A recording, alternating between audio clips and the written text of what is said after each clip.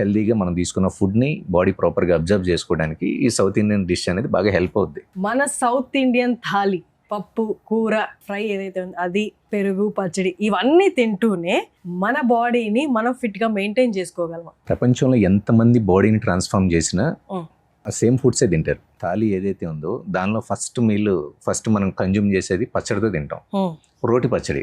So దీనివల్ల మన gut health అనేది ఇంప్రూవ్ అవుతుంది. సో దీనివల్ల మెటబాలిజం అనేది బూస్ట్ అవుతుంది.